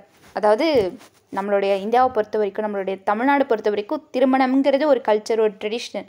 ஸோ திருமணம் கண்டிப்பாக பண்ணி தான் ஆகணும் அப்படின்ற மாதிரி இருக்காங்க ஓகேவா. விருப்பம் இல்லைனாலும் திருமணம் செஞ்சு வச்சுருவாங்க. ஸோ அப்படின்ற ஒரு கட்டாயம் ஓகேவா. ஸோ இதனாலையும் நம்மளுக்கு என்ன ஆகுது அப்படின்னு பார்த்தீங்கன்னா, நம்மளுக்கு பாப்புலேஷன் அதிகமாக ஆகிட்டுருக்கு திருமணத்தினாலேயும். ஒரு பெரிய குடும்பத்தின் லட்சியம், அதே மாதிரி ஒரு பெரிய குடும்பத்தோட லட்சியம்னா அதிகமான குழந்தைகள் இருக்கிறது, அதிகமான வாரிசுகள் வரது தான் அப்படின்னு நினச்சிட்ருக்காங்க இல்லையா. ஸோ இதுவுமே ஒரு மிகப்பெரிய காசஸ் தான் பாப்புலேஷன் எக்ஸ்ப்ளோஷனுக்கு. நெக்ஸ்ட்டு பொருளாதார நிலையில் முன்னேற்றம். அதே மாதிரி பார்த்தீங்கன்னா அதுதான் ஆல்ரெடி நான் சொன்ன மாதிரி. ஸோ ஒரு குடும்பத்தில் ஒரு 4-5 பேர் சம்பாதிச்சா மட்டும்தான் அவங்களால ஒரு நிலைச்சு நிற்க முடியும், ஒரு சொந்த வீடு கட்ட முடியும். ஸோ நிறையா பேர் சம்பாதிச்சா நிறையா மணி சம்பாதிக்கலாம், நிறையா பேர் வேலைக்கு போனால் நிறையா பேர் சம்பாதிக்கலாம் ஓகேவா. ஸோ நம்மளுக்கு நிறைய மணி ஏர்ன் பண்ணலாம் அப்படின்ற ஒரு காரணத்தினாலையும் என்ன பண்ணியிருக்காங்க, இந்த மாதிரியான எக்கனாமிக்கலி செட்டில் ஆகலாம் அப்படின்றனாலையும் இந்த பாப்புலேஷன் அதிகமாக ஆகுது ஓகே. ஸோ நிறையா குழந்தைகள் பெற்றுக்கிறாங்க இல்லையா. ஸோ அதுதான் நான் ஆல்ரெடி சொல்லியிருக்கேன் ஒரு பாயிண்ட் ஆஃப் வியூவில். ஸோ அதுதான் கூட்டு குடும்ப அமைப்பு போன்றவை. ஸோ ஒரு ஃபேமிலினா அது கண்டிப்பாக கூட்டு குடும்பமாக இருக்கணும். ஒரு குடும்பம்னா அதில் 5 பிள்ளைகள் இருக்கணும் அப்படின்ற ஒரு இது இருக்குது, அப்படின்ற ஒரு கான்செப்ட் நம்மளுடைய இந்தியாவில் இருக்குன்றனால, ஒரு கூட்டு குடும்பம் அமைப்பு இந்த மாதிரி இருக்குன்றனால இப்போ ஒரு குடும்பத்தில் 4 பேர் தான் இருப்பாங்க அப்படின்றது கிடையாது. ஒரு கூட்டு குடும்பம்னா பாட்டி, தாத்தா, அம்மா, அப்பா, சித்தி, சித்தப்பா இந்த மாதிரி ஏகப்பட்ட பேர் இருப்பாங்க. ஸோ அப்படி இருக்கும்போது ஒருத்தவங்களுக்கு குழந்தை 2 இருக்கும். ஸோ அவங்கள விட அதிகமாக இன்னொரு குழந்தையை பெற்றுக்கணும் அப்படின்ற இந்த மாதிரி ஒரு சின்னமான ஒரு விஷயங்கள் இருக்கும் ஓகேவா. ஸோ கிராமப்புறங்கள்லாம் இந்த மாதிரி இருக்கும். ஸோ அப்படின்னாலையும் இவங்களுக்கு பாப்புலேஷன் எக்ஸ்ப்ளோஷன் அதிகமாகுது. ஸோ அவங்களுக்குள்ளே போட்டி ஆகும். இப்போ ஒரு குடும்பத்தில் 2 மருமகள் இருக்காங்க அப்படின்னு பார்த்தீங்கன்னா இவங்க இவ்வளோ குழந்தை பெற்றிருக்காங்க, இவங்க இவ்வளோ குழந்தை பெற்றிருக்காங்க அப்படின்ற மாதிரி முன்னாடி காலத்துலலாம் இப்படிலாம் நடந்திருக்கு ஓகேவா. ஸோ இதுதான் பாப்புலேஷன் எக்ஸ்ப்ளோஷனுக்கு ஒரு மிகப்பெரிய ஒரு காசஸாக இருக்குது அப்படின்னு சொல்லலாம். ஸோ இப்போ இந்த 11 காசஸ் தான் ஓகேவா. 10க்கும் மேற்பட்ட காசஸ் என்னென்ன அப்படின்றத நம்ம பார்த்தோம் இல்லையா. இந்த பாப்புலேஷன் எக்ஸ்ப்ளோஷனால் இந்தியாவில் இருக்கக்கூடிய இவ்வளோ காசஸ் இருக்குது ஓகே. இப்போ உங்களுக்கு புரிஞ்சிருக்கும் அப்படின்னு நினைக்கிறேன். நெக்ஸ்ட் என்ன டாபிக் அப்படின்னு பார்த்தீங்கன்னா, fertility, mortality, migration and morbidity are key concept of public health and demographic studies that help explain population trends, health outcomes and social changes. These factors are also important for understanding a country's country's development, economy, disability as a place to live. Okay, இப்போ ஒரு கண்ட்ரியோடைய economically நம்ம கொண்டு போகணும் அப்படின்னு வச்சுக்கோங்களேன். கண்டிப்பாக population தெரியணும். அந்த கண்ட்ரிக்கு எவ்வளோ பாப்புலேஷன் இருக்காங்க, அதில் எத்தனை மேல் இருக்காங்க, எத்தனை ஃபீமேல் இருக்காங்க, எத்தனை அதர் ஜெண்டர்ஸ்லாம் இருக்காங்க அப்படின்றது கணக்கெடுப்பாங்க. அதே மாதிரி அடால்ட் எத்தனை இருக்காங்க, சைல்டு எத்தனை இருக்காங்க, அதே மாதிரி 30+ எத்தனை இருக்காங்க, 40+ எத்தனை இருக்காங்கன்னு இப்படி ஒன்று ஒன்றும் அவங்க கலெக்ட் பண்ணுவாங்க. ஓகேவா, இப்படி கலெக்ட் பண்ணுறது தான் சென்சஸ்ன்னு சொல்லுவாங்க. ஓகேவா, அதே மாதிரி ஒரு நாடுகளில் ஃபெர்டிலிட்டி மீன்ஸ் இறப்பு, fertility, mortality. Fertility means birth rate. ஓகேவா, மார்ட்டாலிட்டின்னு ஆல்ரெடி சொன்ன மாதிரி தான் டெத் ரேட். அதே மாதிரி ஒரு நாடில், ஒரு ஊரில் எத்தனை இறப்பு நடக்குது, எத்தனை பிறப்பு நடக்குது, எத்தனை பேர் உள்ளே வராங்க, எத்தனை பேர் வெளியில் போகிறாங்க நாடுக்குள்ளே. ஓகேவா, எத்தனை பேர் நாடுக்குள்ளே உள்ளே வராங்க, எத்தனை பேர் நாட்டுக்கு வெளியில் போகிறாங்க, இப்படின்றத அவங்க கணக்கெடுத்து தான் ஆகணும். ஸோ இப்படி கணக்கெடுக்கும் போது தான் அந்த கண்ட்ரியை இன்னும் டெவலப் ஆகிறதுக்கு கவர்மெண்ட் என்ன பண்ணும் அப்படின்னு பார்த்திங்கன்னா பொறுப்பெடுக்கும். லைக் இப்போ ஒரு நாட்டில் ஓகேவா ஒரு 3 கோடி மக்கள் இருக்காங்கன்னு வச்சுக்கோங்களேன். அவங்க 3 கோடி மக்களுக்குமே செப்பரேட்டாக என்ன வழங்கணும், நிதி உதவி பண்ணணும். ஏதாச்சும் ஒரு ஸ்கீம், ஓகே, லைக் ஏதாச்சும் ஒரு பண்ணுவாங்க. ஓகேவா, ஏதாச்சும் ஒரு உதவி பண்ணுவாங்க. ஸோ எல்லாத்துக்குமே அது கிடைக்கணும் அப்படின்னு வச்சுக்கோங்களேன். அப்படின்னா அந்த ஊரில் எத்தனை பேர் இருக்காங்கன்னு தெரியணும் இல்லையா. அதுக்காக தான் இந்த ஃபெர்டிலிட்டி, மோர்ட்டிலிட்டி, மைக்ரேஷன் இது எல்லாமே எடுத்துக்கிறாங்க. ஓகேவா, ஒரு கண்ட்ரியை டெவலப் ஆகிறதுக்கோ, எக்கனாமிக்கலையாகவோ, இல்லை டிஸ்டபிலிட்டினாலேயோ நம்மளுக்கு அந்த கண்ட்ரியை அண்டர்ஸ்டாண்ட் பண்ணிக்கிறதுக்கு இது ஒரு முக்கியமான ஒன்றா இருக்குது. ஓகே, ஸோ இதை பற்றி நம்ம எக்ஸ்பிளைனாக பார்க்கலாம். ஸோ பாருங்கள், ஃபெர்டிலிட்டி அப்படின்னா கருவுறுதல் அப்படின்னு சொல்லுவாங்க. So the number of births in a population. So already நான் சொன்ன மாதிரி தான் ஃபெர்டிலிட்டி அப்படின்னா எத்தனை சைல்ட் பர்த் நடக்குது பாப்புலேஷனில், அதை கணக்கெடுக்கிறது தான். அந்த கணக்கெடுத்து அதில் மேல் எத்தனை, ஃபீமேல் எத்தனைன்னு கணக்கெடுப்பாங்க. ஓகேவா, ஸோ அதே மாதிரி என்ன ஏஜ் அப்படின்றதையும் கணக்கெடுக்கிறது அந்த ஃபெர்டிலிட்டி அப்படின்னு சொல்கிறாங்க. ஓகே, நெக்ஸ்ட்டு பாருங்கள், mortality, the number of death in a population. அதே மாதிரி மோர்ட்டாலிட்டின்னு எடுத்துக்கிட்டிங்கன்னு வச்சுக்கோங்களேன், இறப்பு விகிதம். ஓகேவா, ஒரு மக்கள் தொகையில் இறப்பு விகிதம் என்ன, இறப்போடைய எண்ணிக்கை எத்தனையாக இருக்குது. ஓகேவா, அப்போ பாப்புலேஷன் குறைஞ்சிருக்கா இல்லை கூடியிருக்கா அப்படின்றத பற்றி பார்க்குறது தான் என்ன அப்படின்னு பார்த்தீங்கன்னா நம்மளுடைய இந்த மார்ட்டபிலிட்டி அப்படின்னு சொல்கிறாங்க. ஓகே, ஸோ மார்ட்டாலிட்டி அப்படின்னு சொல்கிறாங்க. ஓகே, ஸோ இப்போ நெக்ஸ்ட்டு பாருங்கள், மைக்ரேஷன்ஸ் மீன்ஸ் இடம்பெயர்வு அப்படின்றாங்க. ஓகேவா, the movement of people into or out of our country. Immigration is when people move into a country, while emigration is when people move out of a country. அதாவது ஒரு நாட்டிற்குள் அல்லது வெளியே மக்கள் நடமாடுதல். ஓகேவா, ஸோ மைக்ரேஷன் அப்படின்னாலே இங்கேருந்து அங்கே போகிறது. ஓகேவா, மைக்ரேட் ஆகுது, இடமாறுதல்னு சொல்லுவாங்க. ஓகேவா, ஸோ இதுதான். இது வந்துட்டு ஒரு கண்ட்ரியில் நடக்குது அப்படின்னா ஆல்ரெடி நான் சொன்ன மாதிரி தான் யாரெல்லாம் வந்துட்டு உள்ளே வராங்க, நாட்டுக்குள்ளே வராங்க, எத்தனை பேர் வராங்க, ஸோ இப்போ பாப்புலேஷன் எவ்வளோ அதிகமாக இருக்குது, அதே மாதிரி எத்தனை பேர் நாடில் விட்டு வெளியில் போகிறாங்க, எத்தனை கம்மியான பாப்புலேஷன் ஆகியிருக்கு, இது எல்லாமே கணக்கு நம்மளுடைய கவர்மெண்ட் எடுக்கும். ஓகே, அடுத்து மார்பிலிட்டி, அதாவது நோயற்ற தன்மை, relates to disease or health condition. இது நோய் அல்லது சுகாதார நிலைமைகளுடன் தொடர்புடையது அப்படின்னு சொல்கிறாங்க. ஓகேவா, நோயற்ற தன்மை அப்படின்னா என்ன அப்படின்னு பார்த்தீங்கன்னா நோய் அல்லது சுகாதார நிலைமைகளுடன் தொடர்புடையது அப்படின்றாங்க. Population change, the change in population size over time which is determined by fertility, mortality and migration rates. Okay, இப்போ நான் என்ன சொல்லியிருக்கேன், பாப்புலேஷன் சேஞ்ச் அப்படின்னா எப்பயுமே இப்போ ஒரு வருஷத்தில் 3 கோடி மக்கள்னால் 3 கோடி மட்டுமே இருக்காது, 3 கோடியிலேருந்து ஏறவும் செய்யும், 3 கோடியிலேருந்து இறங்கவும் செய்யும். ஏன் அப்படின்னு உங்களுக்கு புரியுதா? ஏன்னா நம்மளுக்கு ஒரு வருஷத்தில் ஏகப்பட்ட குழந்தைகள் இறக்கும், ஏகப்பட்ட குழந்தைகள் பிறக்கும். ஓகேவா, குழந்தைகள் மட்டுமே இறக்காது, பெரியவங்களும் ஓல்டேஜ் பீப்புள்ஸும் இறந்துருவாங்க. ஸோ அப்போ அவங்கள கணக்கெடுத்துக்க முடியாது. நியூ போர்ன் பேபிஸை என்ன பண்ணுவாங்க, கணக்கெடுத்துருவாங்க. அதே மாதிரி நாடு விட்டு நாடு மைக்ரேட் ஆகுறாங்க, இடம் மாறுதல், அது மூலியமாகவும் என்ன ஆகும், ஒன்று உள்ளே வருவாங்க இல்லை ஒன்று வெளியில் போவாங்க. ஸோ ஒரே மாதிரியான பாப்புலேஷன்ஸ் நம்மளுக்கு இருக்காது, மாறிக்கிட்டே இருக்கும் இல்லையா. ஸோ அப்படி இருக்கும் போது என்ன ஆகுது அப்படின்னு பார்த்தீங்கன்னா நம்மளுக்கு அதிகபட்சமாக பாப்புலேஷன்ஸை சேஞ்ச் ஆகிறதுக்கான நிலைமைகள் வரும். ஓகேவா, so next natural increases, the increase in population due to birth minus death not including migration.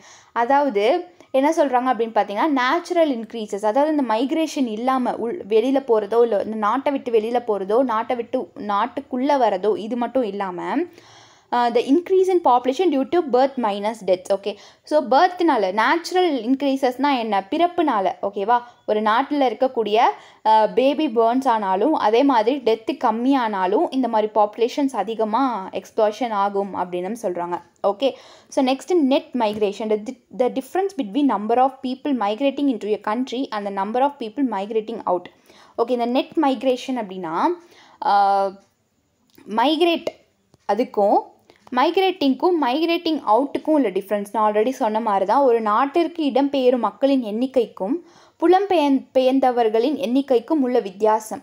ஓகேவா, அதே மாதிரி எத்தனை பேர் உள்ளே வந்திருக்காங்க, எத்தனை பேர் வெளியில் போயிருக்காங்க, அந்த வித்தியாசத்தை அந்த டிஃப்ரென்ஸை கண்டுபிடிக்கிறது தான் நெட் மைக்ரேஷன் அப்படின்னு சொல்கிறாங்க. ஓகே, ஸோ நெக்ஸ்ட்டு பாருங்கள், factors like improvements in contraception, abortion acceptance and cultural and religious tradition can reduce the role of fertility in population growth. Okay, so இதில் பார்த்தீங்கன்னா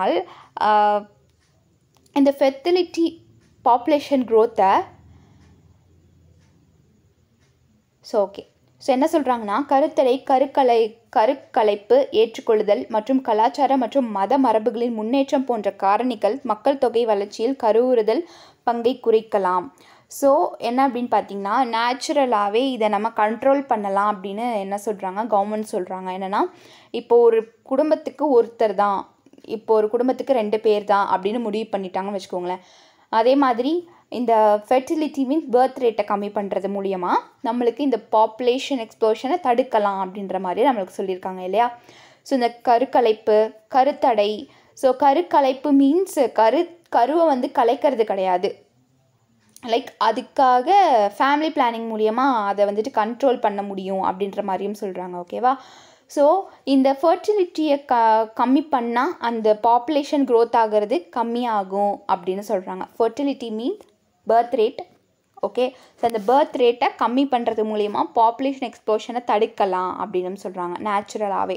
ஓகே, ஸோ இப்போ உங்களுக்கு இந்த டாபிக் உங்களுக்கு புரிஞ்சிருக்கும்னு நினைக்கிறேன். நெக்ஸ்ட்டு ஒரு இம்பார்ட்டண்ட்டான டாபிக் அப்படின்னு பார்த்தீங்கன்னா 2011 சென்சஸ். ஓகேவா, மக்கள் தொகை கணக்கெடுப்பு 2011 மக்கள் தொகை கணக்கெடுப்பு என்ன அப்படின்றத பற்றி பார்க்கலாம். ஸோ அப்போ இந்தியாவில் எத்தனை பேர் இருந்தாங்க, எத்தனை டெத் ரேட், எத்தனை வந்துட்டு உள்ளே வந்தாங்க, வேறு நாட்டிலேருந்து உள்ளே வந்தாங்க, தென் இந்த சென்சஸை வந்து எப்போலேருந்து எடுக்க ஆரம்பித்தாங்க அப்படின்றத பற்றி பார்க்கலாம். ஓகே, ஸோ இது வந்துட்டு ரொம்ப இம்பார்ட்டண்ட்டான ஒரு டாபிக், நல்லா ஞாபகம் வச்சுக்கோங்க. So okay, census is a process of collecting, completing, analyzing, evaluating, publishing and disseminating statistical data recording the population of a country. Okay, so இப்போ வந்து பாருங்கள், சென்சஸ் அப்படிங்கிறது ஒரு கணக்கெடுப்பு. ஓகேவா, அந்த நாட்டுக்குள்ளே இருக்கிற பாப்புலேஷன்ஸை கணக்கெடுக்கிறது. ஓகேவா, எத்தனை நபர்கள் இருக்காங்க, எத்தனை வயசானவர்கள் இருக்காங்க, அதில் எத்தனை வந்துட்டு ஆண், எத்தனை பெண், சிறு குழந்தைகள் எத்தனை பேர், அப்புறம் குழந்தைகள் எத்தனை பேர், ஸோ ஸ்கூல் போகிற பிள்ளைங்க எத்தனை பேர், ஸோ வேலைக்கு போகிறவங்க எத்தனை பேருன்னு இந்த மாதிரியான எல்லா டீட்டெயில்ஸுமே கணக்கெடுக்கிறதுக்கு பேர் தான் சென்சஸ் அப்படின்னு சொல்கிறாங்க. ஓகேவா, அதனால தான் அதை வந்துட்டு கணக்கெடுக்கிறது அப்படின்னே தமிழில் சொல்லிடுறாங்க. ஓகே, இங்கிலீஷில் சென்சஸ் அப்படின்னு சொல்லுவாங்க. ஓகே, இப்போ வந்து நம்ம 2011 உள்ளது தான் நம்ம பார்த்துட்ருக்கோம். ஓகே, ஸோ இதுதான் கணக்கெடுக்கிறது.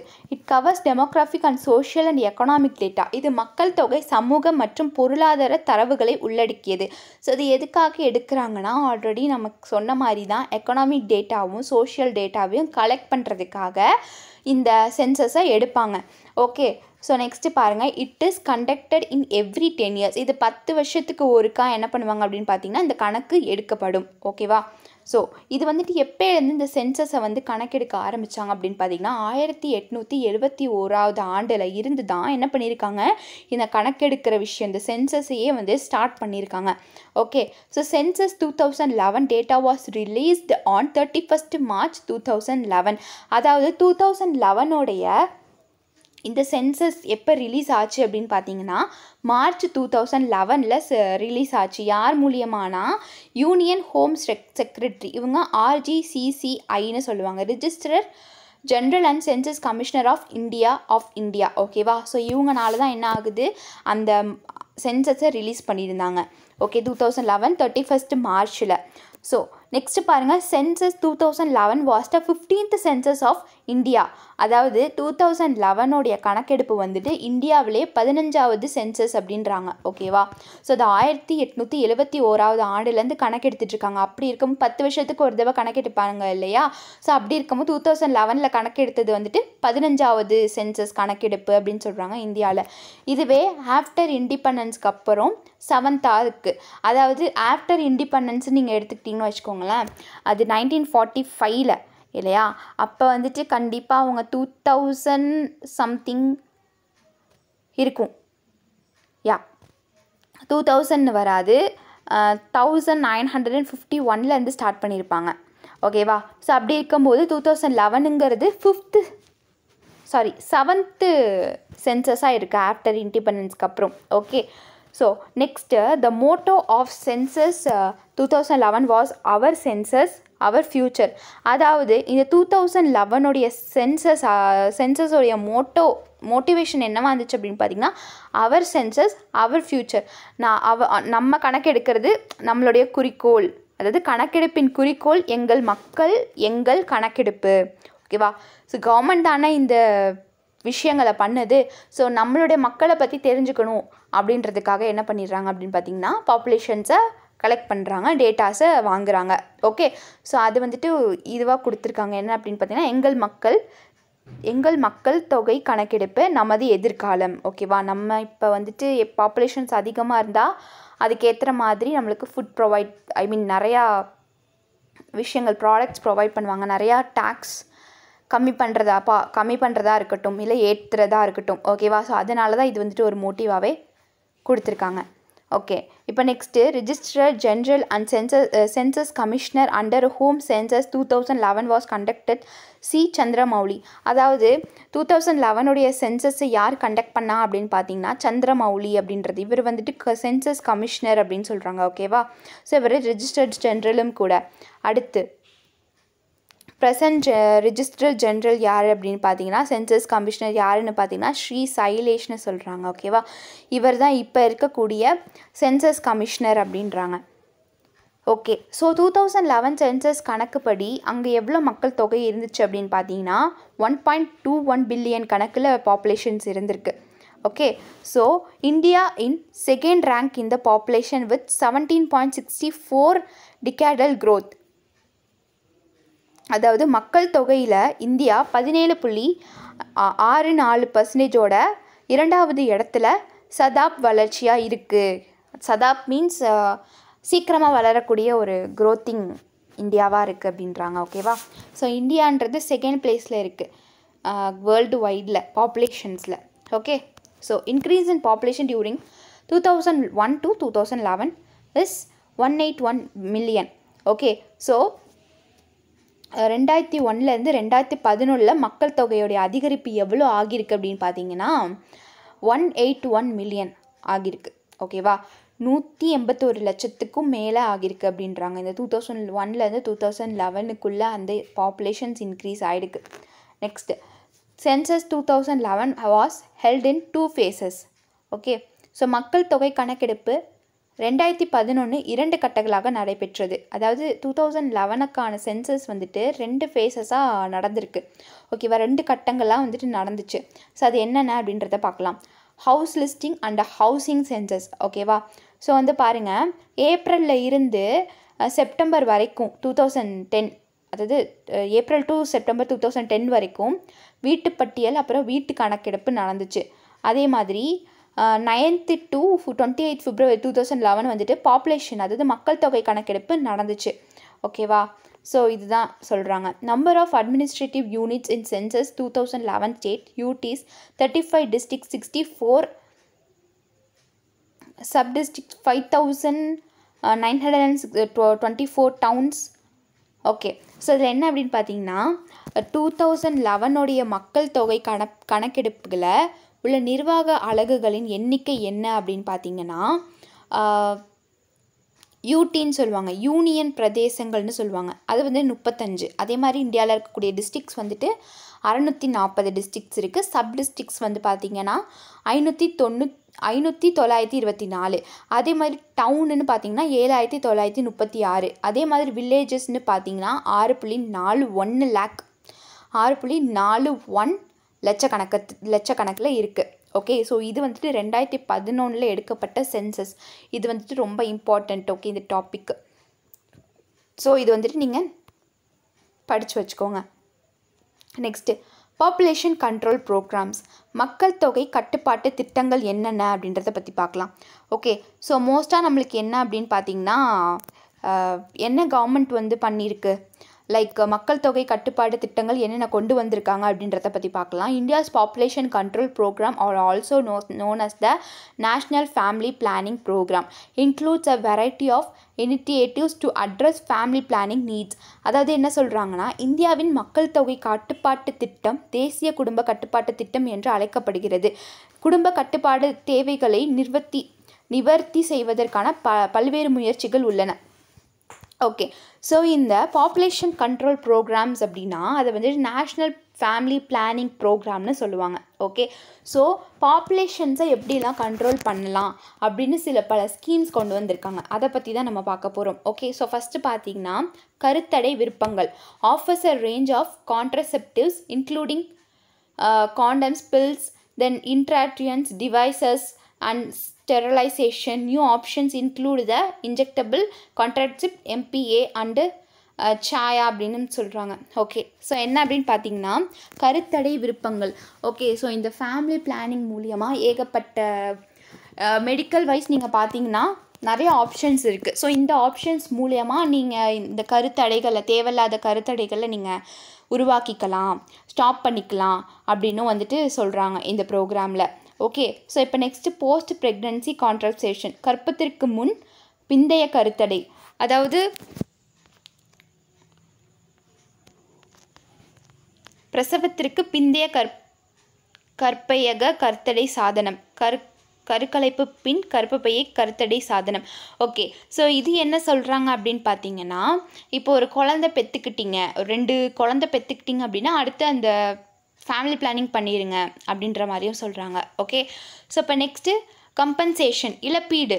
provides compensation for loss of wages to sterilization acceptors and their service providers. So கருத்தடை ஏற்பவர்கள் மற்றும் அவர்களின் சேவை வழங்குனர்களுக்கு ஊதிய இழப்புக்கான இழப்பீடு வழங்குகிறது. ஓகே, ஸோ இது வந்து பார்த்திங்கன்னா இப்போ முன்னாடியான 80ஸ்லாம் பார்த்திங்கன்னு வச்சுக்கோங்களேன், இந்த ஃபேமிலி பிளானிங் அப்போ தான் வந்துட்டு அதிகமாக கொண்டு வந்தாங்க நம்மளுடைய கவர்மெண்ட். அப்படி இருக்கும்போது இந்த ஃபேமிலி பிளானிங் பண்ணுறவங்களுக்கு அதிகமாக காசு தரும் அப்படின்னு சொல்லியும் என்ன பண்ணிடுறாங்க, இதுக்கான சர்வீசஸ் அவங்களே பண்ணிடுறாங்க.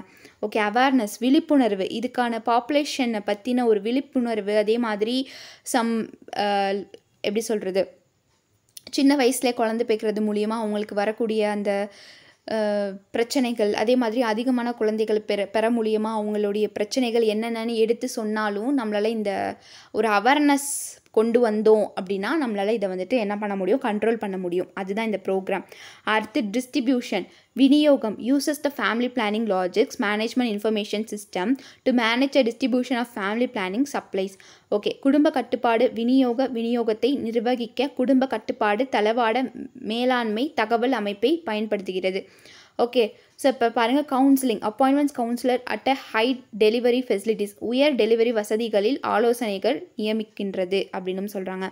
அதே மாதிரி பாருங்கள், கம்யூனிட்டி டிஸ்ட்ரிபியூஷன், சமூக விநியோகம், இன்வால்வ்ஸ் ஆஷாஸ் இந்த டிஸ்ட்ரிபியூஷன் ஆஃப் கான்ட்ரசெப்ட்ஸ், அதாவது கருத்தடை விநியோகத்தில் ASHA-களை உள்ளடக்கியது. ஸோ இதை பற்றி நம்ம வந்துட்டு கிளியராக நம்ம நெக்ஸ்ட் கிளாஸில் பார்ப்போம், இந்த ASHA அப்படின்றத பற்றி. ஓகே, ஸோ அடுத்து பாருங்கள், மினிலேப் டியூபெக்டோமி அப்படின்றது. Focus on minilap tubectomy services because they are logistically simple.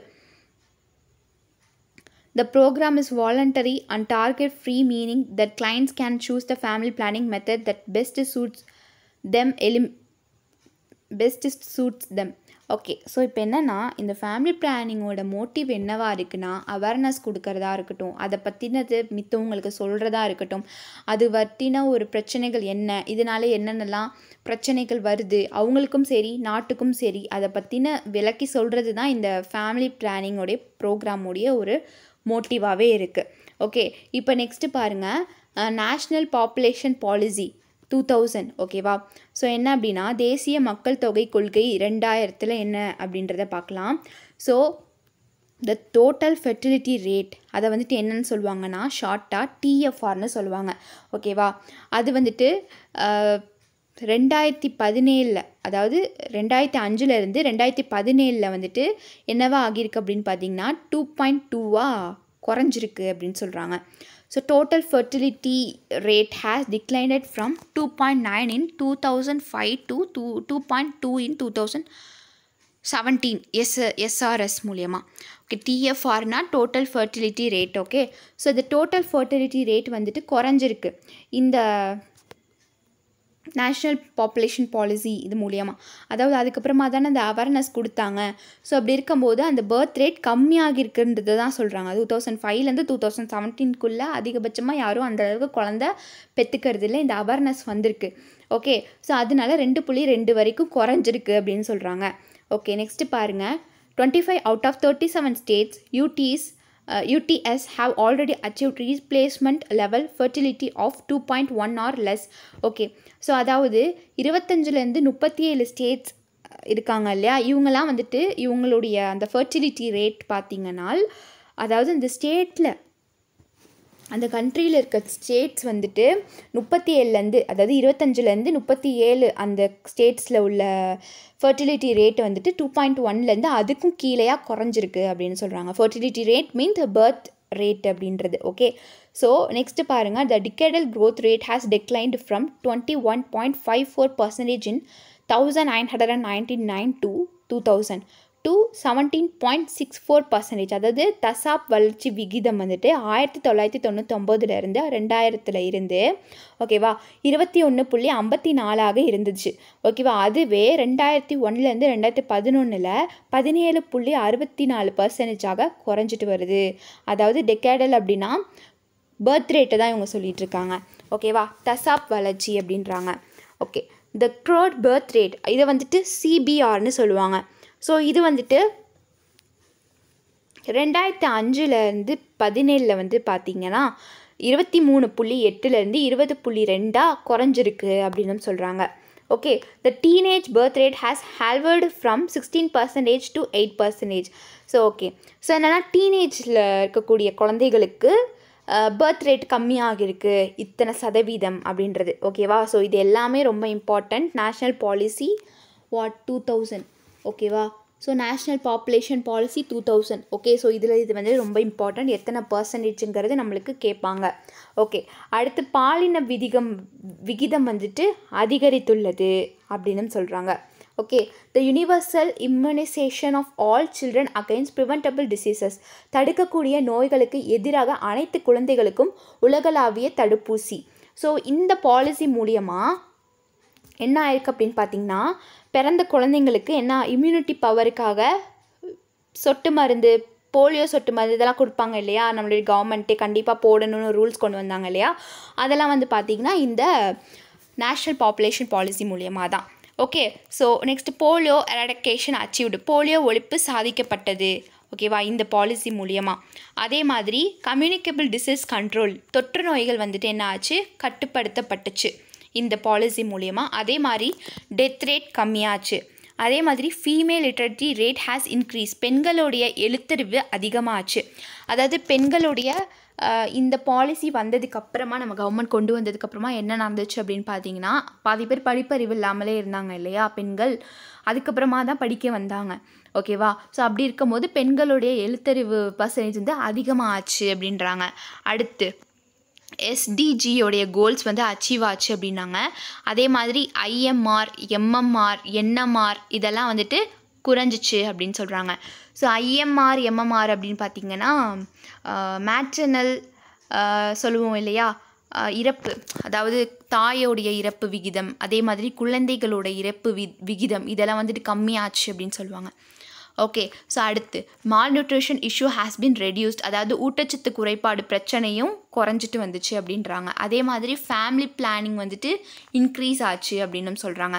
Target of 80% of institutional deliveries and 100% delivery by trained person. அதாவது இதுக்கு முன்னாடிலாம் பார்த்தீங்கன்னா யார் வேணாலும் பிரசவம் பார்ப்பாங்க. லைக் யார் வேணாலும் மீன்ஸ் அதாவது எந்த ஒரு ஃபெசிலிட்டிஸுமே இல்லாமல் ஒரு கிராமப்புற மக்களில் என்ன பண்ணுவாங்க, ஹாஸ்பிட்டலுக்கே போகாமல் அவங்களே வீட்டிலே டெலிவரி பார்த்துருவாங்க. இது மூலியமாக அதிகமான இறப்புகளை வந்துட்டு நம்மளோட இந்தியா சந்திச்சிச்சு. அதிகமாக அம்மாவையும் காப்பாற்ற முடியாது, பிள்ளைகளையும் காப்பாற்ற முடியாது. ஓகே, பட் இப்போ வந்துட்டு நம்மளுக்கு நல்லாவே வந்துட்டு நம்மளுக்கு தேவையான ஊட்டச்சத்து எல்லாத்தையும் ஊசி மூலியமாகவோ மாத்திரை மூலியமாகவோ கொடுத்து அந்த பிரச்சனைகள்லாம் வந்துட்டு தடுக்கிறாங்க. இப்போ வந்துட்டு பார்த்திங்கன்னா நம்மளால் அந்தளவுக்கு இறப்பு விகிதத்தை பார்க்க முடியாது. ஸோ முன்னாடிலாம் வந்துட்டு பிரசவத்திலே நிறைய பேர் இறந்துருவாங்க. ஓகேவா? பட் இது மூலியமாக அவங்களுக்கு என்ன நடக்குது அப்படின்னா அவங்களுக்கு அந்த மாதிரியான இறப்புகளை அவங்க தடுக்க முடியுது. Okay, progress against child marriage. அதே மாதிரி குழந்தை திருமணத்திற்கு எதிரான முன்னேற்றம். அதே மாதிரி 2000க்கு அப்புறம் பார்த்திங்கன்னா அந்தளவுக்கு ஒரு சைல்டு மேரேஜ் நடக்கிறது இல்லை. ஓகே, அதுவும் கண்ட்ரோல் ஆச்சு. அடுத்து அது வந்துட்டு அதுக்கான நிறையா என்ன கொண்டு வந்திருக்காங்க அப்படின்னு பார்த்திங்கன்னா நிறையா லைக் கேசஸ் போட்டாங்க. ஓகேவா? சைல்டு மேரேஜ் நடந்தாலே அதுக்கு எதிரான கேசஸ் போட்டுறாங்க, உள்ளே தூக்கி வச்சுருவாங்க. இதனால பயந்துட்டே அதிகமாக குழந்தை திருமணம் நடக்கிறது இல்லை. Okay, 100% registration of birth, deaths, marriages and pregnancies.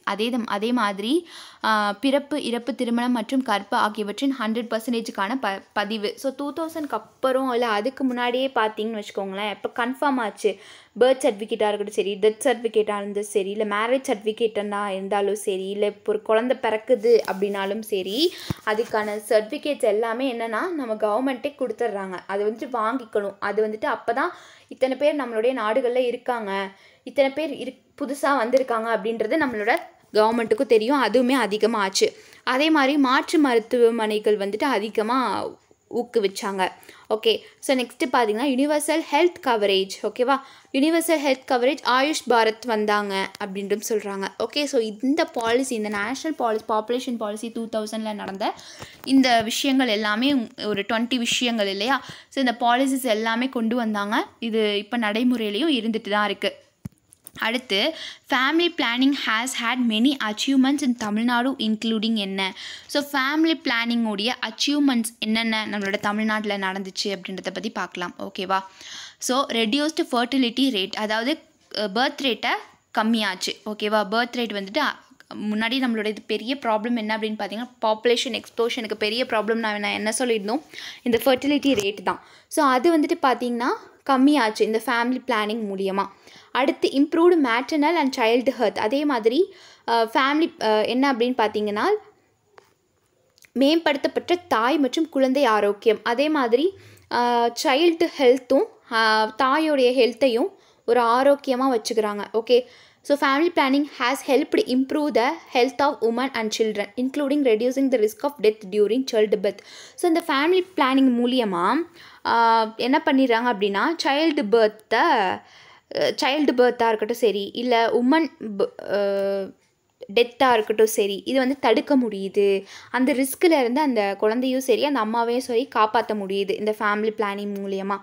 Increased female literacy, இது மூலயமா பெண்களுக்கு வந்துட்டு கல்வி அறிவு ரொம்பவே அதிகமாக வந்துச்சு அப்படின்னு சொல்கிறாங்க. ஸோ இதில் பார்த்திங்கன்னா 28.86% வந்துட்டு 1971 இருந்துச்சு. இதுவே 1991 52% மாறிடுச்சு. ஓகேவா? இன்க்ரீஸ் ஆகிருக்கு. Reduced drop out rate. Okay, இப்போ வந்து பார்த்திங்கன்னா மோஸ்ட்டாக குழந்தை திருமணம்னு சொல்லி 12th 11th 10th என்ன பண்ணிடுவாங்க, ஸ்கூல் ட்ராப் அவுட் ஆயிடுவாங்க. ஓகேவா? ஸோ அதனால என்ன ஆகுது அப்படின்னு பார்த்தீங்கன்னா நம்மளுக்கு இந்த ஸ்கூல் ட்ராப் அவுட்லாம் அதிகமாச்சு. பட் இது மூலியமாக இந்த மாதிரி அவேர்னஸ் நம்மளுக்கு கொண்டு வந்தது மூலியமாக அந்த இதெல்லாம் வந்துட்டு தடுக்கிறது. ஓகேவா? ஸ்கூல் முடிச்சே ஆகணும் அப்படின்றது ஒரு கட்டாயமாக வந்துச்சு இல்லையா? ஸோ அப்படி இருக்கும் போது இதெல்லாம் தடுக்க முடியுது, ஒரு அவேர்னஸ் கிடச்சிருக்கு. இது வந்துட்டு ஒரு பெரிய அச்சீவ்மெண்ட்டாக இருக்குது நம்மளுடைய ஃபேமிலி பிளானிங் சிஸ்டம்ஸில் அப்படின்னு சொல்கிறாங்க. Other factors that have contributed to Tamil Nadu success in family planning included. So குடும்ப கட்டுப்பாட்டில் தமிழ்நாட்டின் வெற்றிக்கு பங்களித்த பிற காரணிகள் என்ன, அதர் ஃபேக்டர்ஸ்லாம் என்ன, இது மட்டும் இல்லாமல் இன்னும் என்னென்ன சக்ஸஸ்லாம் பண்ணாங்க அப்படின்னு பார்த்தீங்கன்னா a strong social and political commitment. ஓகேவா? வலுவான சமூக மற்றும் அரசியல் அர்ப்பணிப்பு. அதே மாதிரி good technical and administrative operation, நல்ல தொழில்நுட்ப மற்றும் நிர்வாக செயல்பாடுகள்னாலையும். A wide acceptance of contraception, கருத்தடை ஒரு பரவலான ஏற்றுக்கொள்ள இருந்துச்சு. Okay, the spreading of the message of small family norm, ஒரு சிறு குடும்பத்துக்கும் இந்த செய்தியை போய் சேர்த்தாங்க. ஓகேவா? நெக்ஸ்ட்டு பிறப்பு இடைவேளி, அதாவது முன்னாடிலாம் பார்த்திங்கன்னா ஒரு வருஷத்துக்கு ஒரு குழந்தை அடுக்கிக்கிட்டே வருவாங்க. பட் இப்போ வந்துட்டு 4 வருஷத்துக்கு 1 அப்படின்னு சொல்லிட்டு 2ஓட முடிச்சிடுறாங்க. ஓகேவா? இது வந்துட்டு ஒரு பெரிய அச்சீவ்மெண்ட்டாக இருக்குது நம்மளுடைய ஃபேமிலி பிளானிங் அந்த சிஸ்டமில். Attempts at raising the age at marriage to 21. Okay, இப்போ வந்துட்டு நம்மளுக்கு என்ன சொல்லியிருக்காங்க, முன்னாடிலாம் மேரேஜ் ஏஜே இல்லை. ஓகேவா? எப்போ வேணால் கல்யாணம் பண்ணிக்கலாம், பியூபர்ட்டி ஏஜ் பண்ணதுக்கு அப்புறமே வந்துட்டு கல்யாணம் பண்ணிக்கலாம் அப்படின்னு தான் நம்மளோட இந்தியாவில் நடந்துட்டுருக்கு. மோஸ்ட்டாக நம்மளோட தமிழ்நாட்டில் அப்படி தான் நடந்துச்சு. பட் இப்போ வந்துட்டு அரசாங்கமே 21 வயசில் தான் கல்யாணம் பண்ணணும் அப்படின்ற மாதிரி கொண்டு வந்துட்டாங்க. ஸோ ஓகேவா? The national family welfare program has been implemented in Tamil Nadu since 1956 on a voluntary basis. The goal of the program is to raise the standard of living, improve maternal and child health and reduce population growth. Okay, so 1956 voluntary எல்லாமே சேர்ந்து national family welfare program அப்படின்றது ஒன்று நடத்துனாங்க நம்மளோட தமிழ்நாட்டில். இது எதுக்காக அப்படின்னு பார்த்தீங்கன்னா, நம்மளுடைய பாப்புலேஷனை ரெடியூஸ் பண்ண, அதே மாதிரி சைல்டு ஹெல்த்துக்காகவும் மேட்டர்னல் இம்ப்ரூவ்மெண்ட்டுக்காகவும் ஸ்டாண்டர்ட் ஆஃப் லிவிங்கை இம்ப்ரூவ் பண்ணுறதுக்காகவும் இது வந்துட்டு கொண்டு வந்தாங்க. ஓகே, ஸோ இது மூலியமாக பார்த்திங்கன்னா நிறைய நல்லது நடந்துட்டு இருந்துச்சு. மோஸ்ட்டாக இந்த 2000ஸ்லாம் நீங்கள் பார்த்துருந்தீங்கன்னா தெரியும், இதுக்காக அரசாங்கம் நிறையா கொண்டு வந்தாங்க. பட் இப்போ தான் நம்மளோட தமிழ்நாடும் சரி, நம்மளோட இந்தியாவும் சரி ஓரளவு பாப்புலேஷன்ஸில் கட்டுப்பாடாக இருக்குது. பட் இப்போ பொறுத்த வரைக்கும் பெண்களோட விகிதம் அதிகமாகவே வந்துட்டுருக்கு, ஆண்களுடைய விகிதம் கம்மியாக வந்துட்டுருக்கு. இது எதனால அப்படின்றது நம்மளுக்கு தெரியாது. ஓகேவா? பட் ஆனால் வந்துட்டு இப்போ வந்துட்டு கேர்ள்ஸ் தான் அதிகமாக வந்துகிட்டே இருக்காங்க, பாய்ஸோட விகிதம் நம்மளுக்கு கம்மியாக தான் வந்துட்டுருக்கு. ஓகே, ஸோ இதெல்லாமே தான் வந்துட்டு நம்மளுக்கு என்ன ஆகுது அப்படின்னு பார்த்தீங்கன்னா, பாப்புலேஷன் எக்ஸ்போஷனில் நடக்கக்கூடிய ஒரு விஷயங்கள், அதே மாதிரி ஃபேமிலி பிளானிங்கில் நம்மளோட தமிழ்நாடு அச்சீவ் பண்ண சில விஷயங்கள். ஓகே, ஸோ நம்ம இந்த கிளாஸில் என்னென்ன பார்த்துருக்கோம் அப்படின்னு பார்த்தீங்கன்னா, பாப்புலேஷன் எக்ஸ்போஷனை பற்றி பார்த்தோம். அதே மாதிரி 2011 எடுக்கக்கூடிய அந்த சென்சஸ், அதே மாதிரி பாப்புலேஷன் கண்ட்ரோல் ப்ரோக்ராம்ஸு, அப்புறம் வந்து நேஷ்னல் பாப்புலேஷன் பாலிசி 2000, அப்புறம் வந்து ஃபேமிலி பிளானிங் அண்ட் அச்சீவ்மெண்ட்ஸை பற்றி நம்ம பார்த்துருக்கோம் இல்லையா? ஸோ நெக்ஸ்ட் கிளாஸில் நம்ம நியூ டாபிக் ஹெல்த் கேரை பற்றி பார்ப்போம். ஓகே, ஸோ இந்த கிளாஸ் உங்களுக்கு புரிஞ்சிருக்கும்னு நினைக்கிறேன். தேங்க்யூ.